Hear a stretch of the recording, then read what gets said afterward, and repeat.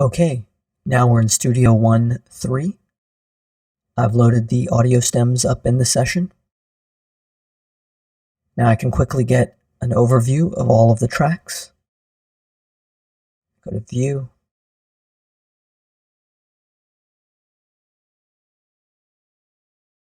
Zoom full. And it shows me all of the tracks.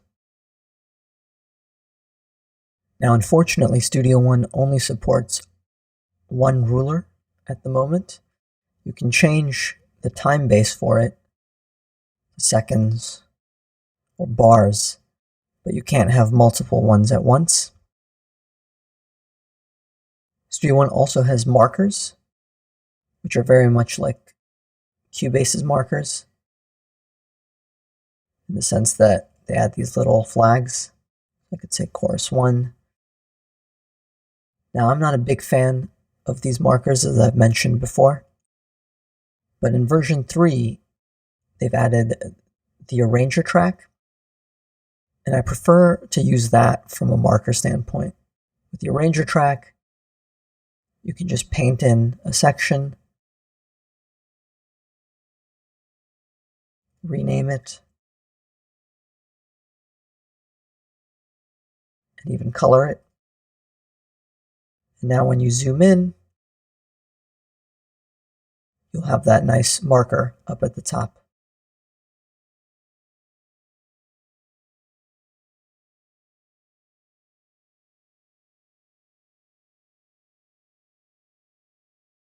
So I can grab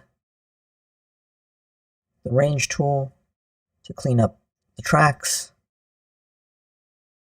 If I can't see the waveforms enough, I can come down here to data zoom and zoom in until I can.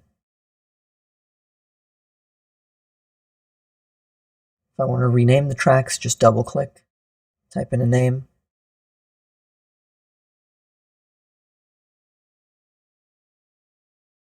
And then I can hit Tab to go through all of the tracks and rename them.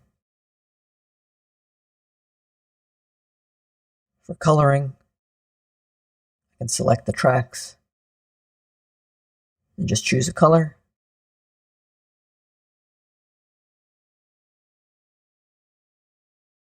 And for hiding the tracks, I can just open up the visibility panel. And similar to Pro Tools or Cubase, just select the tracks that I want to hide. Studio One also supports adding folders for tracks, which allows me to get another level of organization. And you can also hide the folder.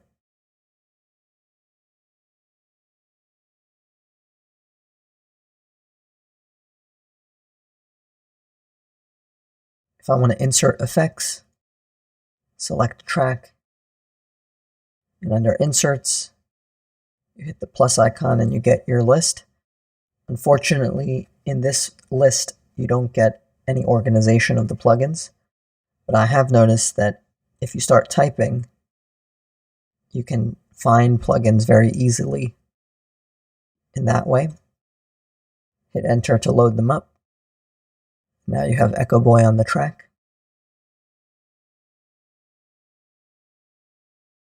If I switch over to the mixer,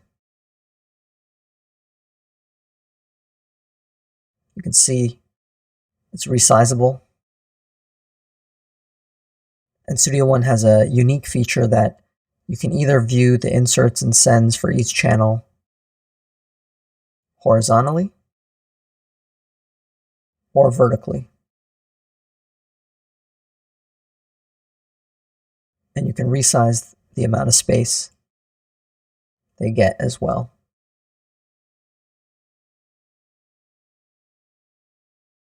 If I want to copy this plugin over to multiple tracks, I just grab it, hold down Option and Shift, and it copies over to all of the tracks. Now the nice thing about Studio One is you can bypass all of the inserts very quickly on a track. Unfortunately, you can't do that across multiple tracks, but if you wanted to remove them, you could remove all of the plugins at once from multiple tracks.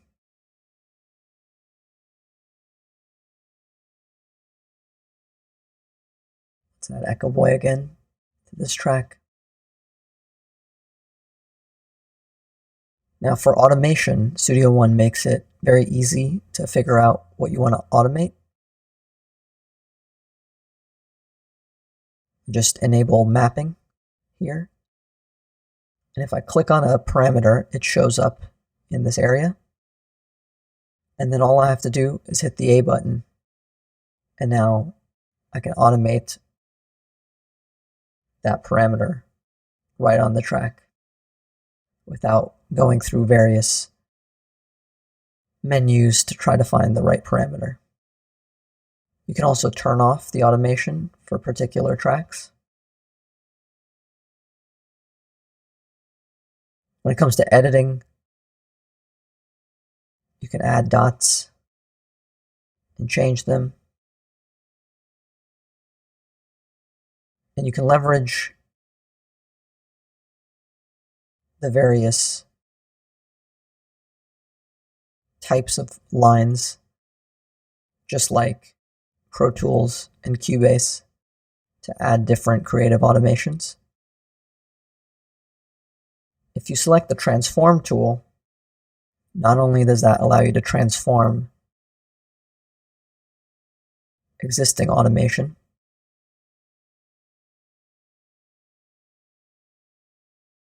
but you can actually use it to trim up and down very easily.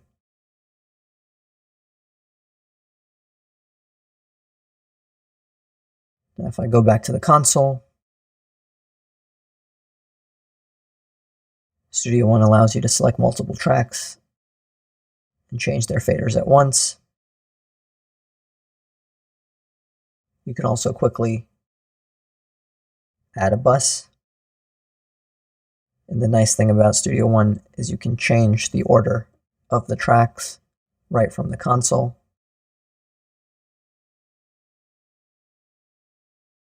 Another thing you might notice is from the input area of the bus, it shows you how many tracks are actually going to the bus. And if I click on that, it quickly shows me the tracks. And if I click on one, it selects that track in the console. So in a big session, it's a nice way to get back to the tracks that might be going to a bus. Unfortunately, Studio One doesn't have VCAs or mixer undo, but hopefully they'll add it. To add sends, it uses a similar concept to Cubase called FX tracks. And what you can do is say add FX channel. And by default, it puts them all the way at the end. You can turn off that option here.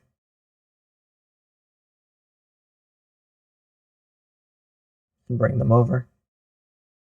I actually wish that Studio One had a similar feature to Cubase, where they've already fixed the main out channel to the right, but that if we could manually select other channels to also fix to the right, that would be very helpful. If you wanted to add sends to other tracks, you could do so like this. Unfortunately, there's no way to select multiple tracks and add the same effects channel to them. You have to do it one by one. And you can also not remove effects channels easily from all tracks or individual tracks. You have to go to each one and hit remove.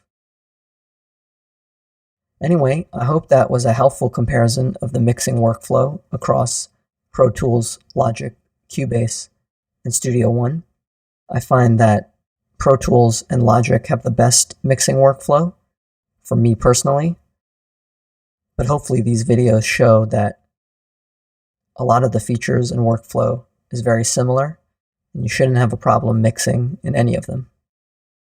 Please subscribe if you want to see more videos, and thanks for watching. I'll see you next time.